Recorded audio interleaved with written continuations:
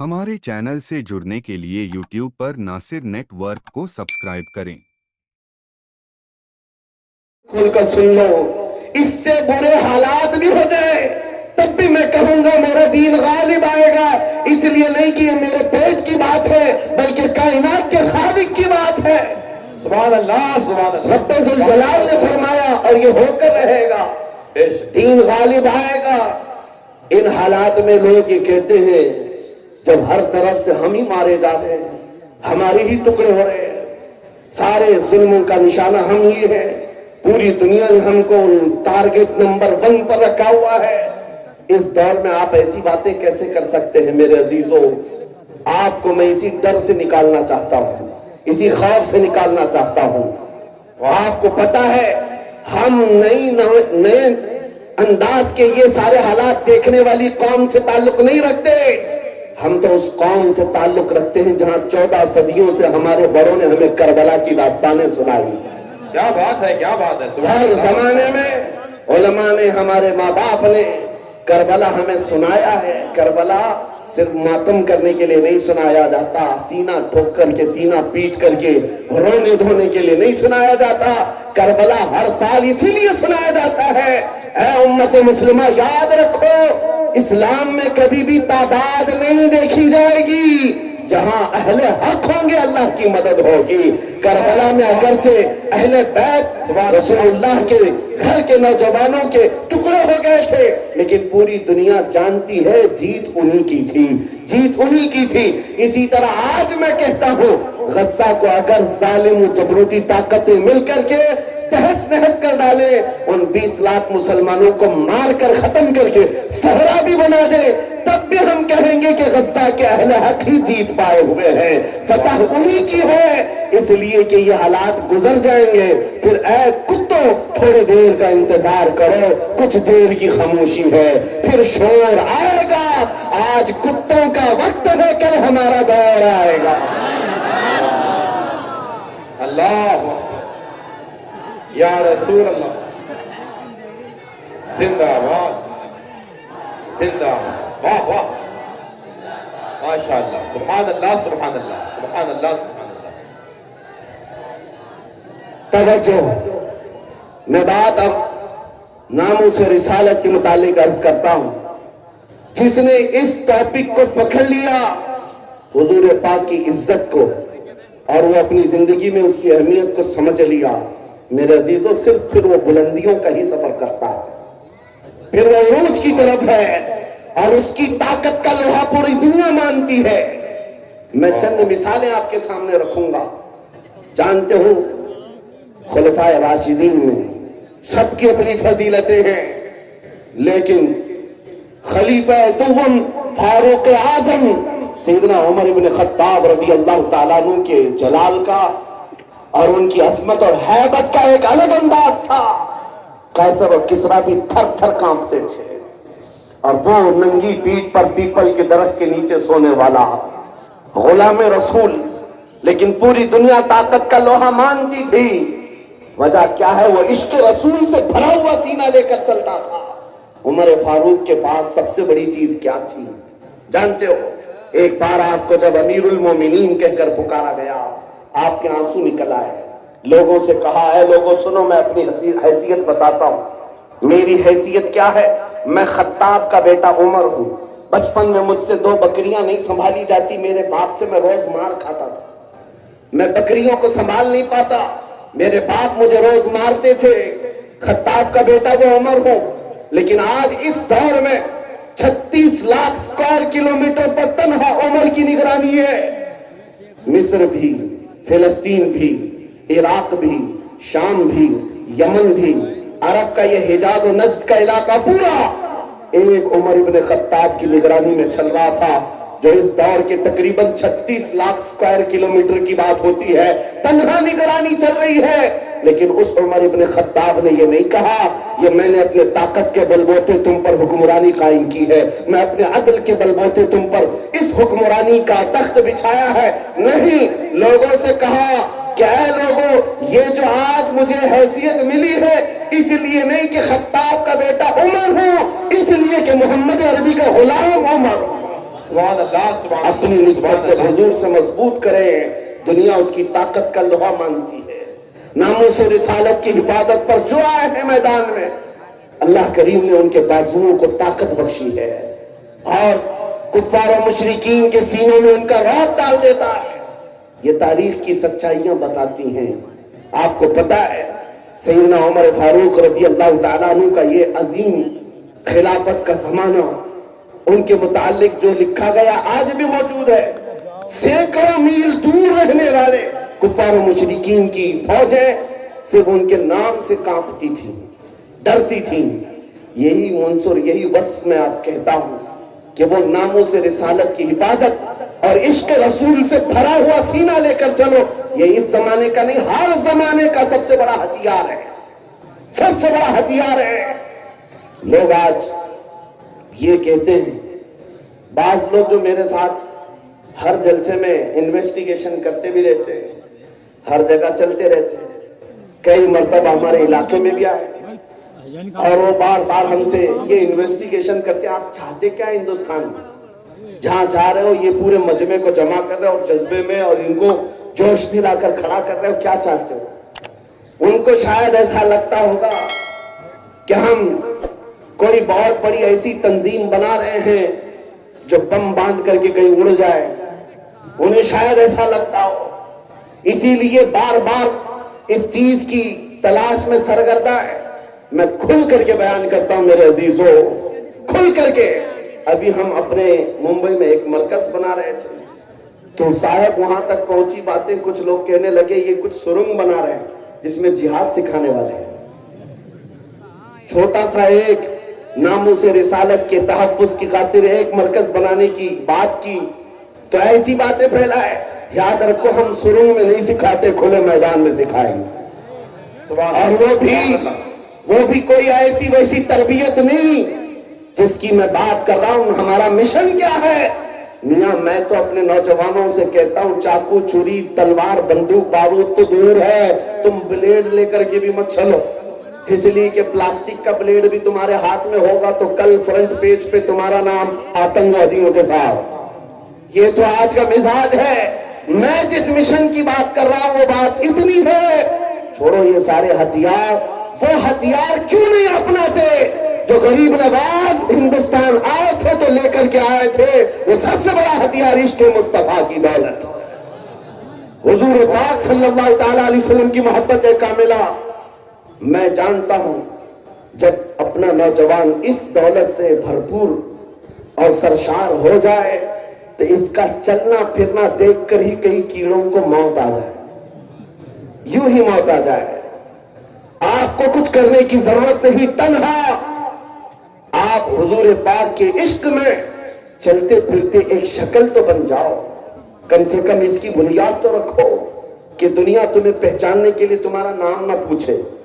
کبھی کنفیوژن اتنا بڑھ جاتا ہے کہ تمہارے نام سے نہیں پتا چلتا تم کون سے دین کے ہو, تو دنیا پھر تمہارے باپ کا نام پوچھتی ہے.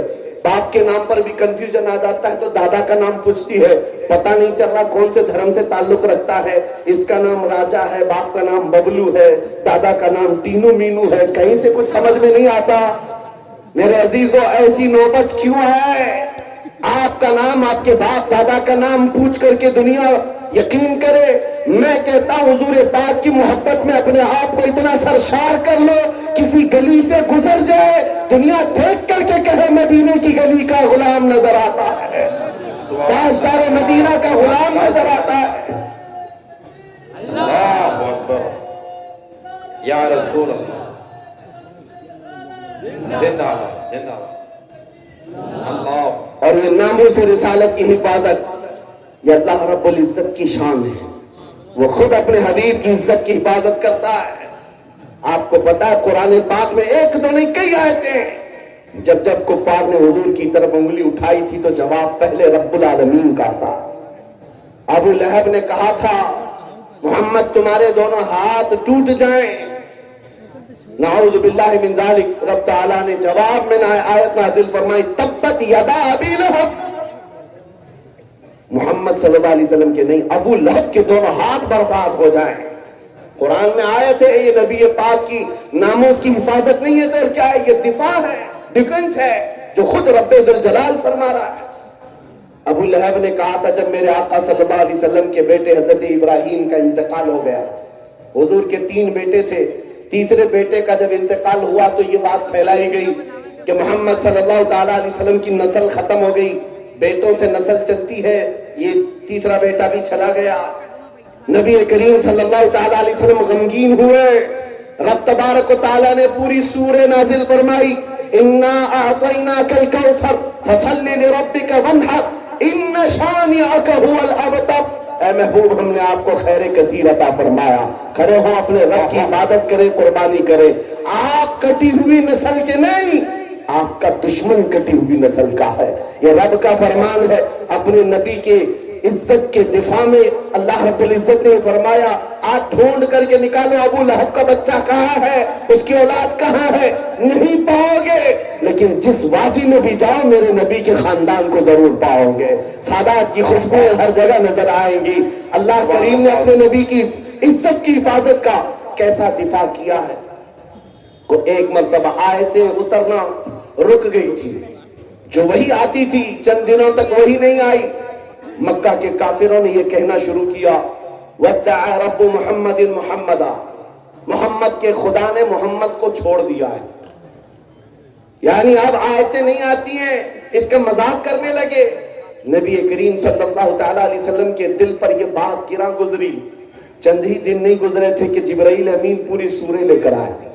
वद्दुहा वल्लैलि वमा सजा, वद्दुहा वल्लैलि वमा सजा, मा वद्दअका रब्बुका वमा क़ला। ऐ महबूब, आपको आपके रब ने न छोड़ा है न कम किया है। वलल आखिरतु खैरुल लक मिनल ऊला, बल्कि आपकी हर आने वाली घड़ी पिछली घड़ी से कई दर्जे बेहतर है। सुभान अल्लाह। मेरे अजीजों, ये सब आयतें मैं वो आपके सामने कोट करके बता रहा हूं जिसमें रब्बे जुल जलाल ने शान रिसालत बयान किया। अपने नबी की तरफ उठने वाली उंगलियों को रब तबारक व तआला ने तोड़ दिया। जवाब इरशाद फरमाया, आज अगर नामूसे रिसालत की हिफाजत या उसका दिफा कोई करता है तो ये सुन्नत इलाहिया है, ये अल्लाह रब्बुल इज्जत के कानून और उसकी सुन्नत है। आज इस सुन्नत पर अमल करते हुए जो अकाबिरीन उम्मत आए, उनकी मिसालें मैं आपके सामने रखता हूं। लोगों, एक बात याद रखो, हालात जितने भी खराब हो जाए, अपने नबी की इज्जत की हिफाजत वो जिससे चाहे ले ले, जिससे चाहे ले ले। ये जरूरी नहीं कि वो जमाने का बहुत बड़ा मुत्तकी परहेजगार हो, ये जरूरी नहीं है कि बहुत बड़ा फकीह और आलिम दीन हो। मौला करीम अपने नबी की इज्जत की हिफाजत पत्थरों से भी चाहे ले सकता है, कुत्तों से भी ले सकता है। अल्लामा इब्ने हजर अस्कलानी रहमतुल्लाह अलैह लिखते हैं कि ततारियों का जो हमला हुआ था बगदाद में, बगदाद को उन्होंने तबाह कर रखा था। ऐसा तबाह किया था कि पूरे बगदाद की सड़कें और वहां की गलियां मुसलमानों के खून से भरी हुई थी। दरिया दजला के पानी को लाल कर दिया था मुसलमानों के खून से। मुसलमानों की खोपड़ियों से मीनार बना दिए थे। इतने कत्ल जिसका शुमार नहीं होता। जखीरा जो मुसलमानों का था, बड़ी बड़ी किताबों में उसको जलाकर राख कर दिया था। एक वक्त ऐसा आया कि ततारियों का जो हाकिम था, उसने कुछ उलमा को कैद करके, गिरफ्तार करके अपने दरबार में मंगवाया। जो मुसलमान बच्चे कच्चे थे, उन उलमा को बेड़ियां बांध करके जमीन पर औंधा लिटाया गया। आप पूछते हैं ना, इन हालात में हमें क्या करना चाहिए? सुनिए मेरे अजीजों, हालात तो ऐसे हो गए थे बगदाद में, कोई उनका पुरसाने हाल नहीं। आज लोग ये भी कह रहे हैं कि गज्जा के मुसलमानों का कोई पुरसाने हाल नहीं। क्या होगा, क्या होगा? तवज्जो, उन उलमा को कैद करके, बेड़ियां बांध करके, जंजीरों में बादशाह अपने दरबार में औंधा लिटाया है।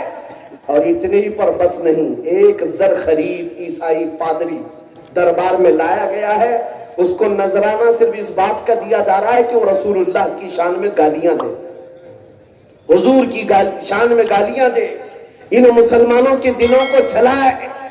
हर जमाने में दुनिया ये जानती है, मुसलमान कत्ल से उतना डरता नहीं है जितना रसूल पाक की इज्जत पर कोई उंगली उठाता है तो उसे तकलीफ होती है।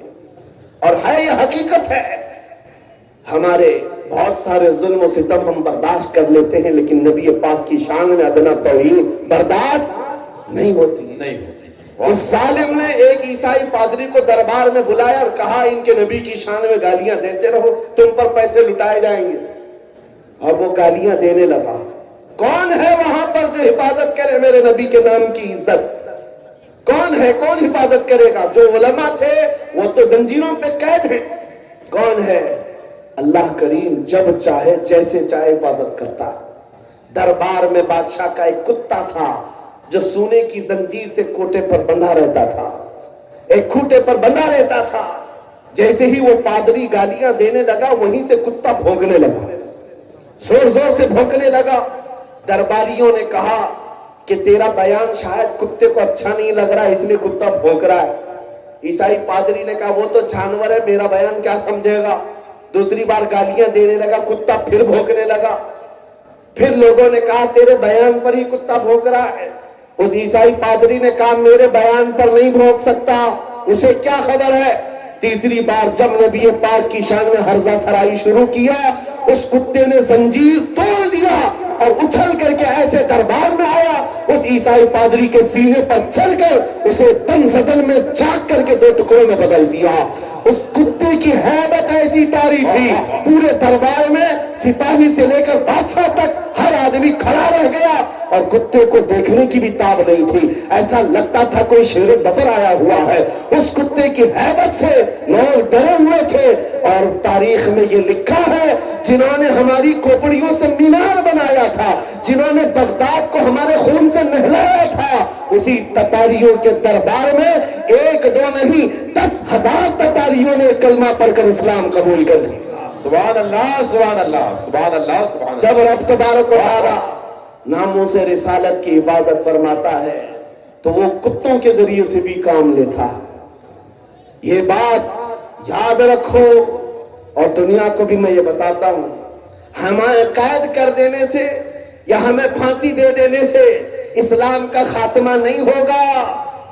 کچھ لوگ یہ سمجھتے ہوں گے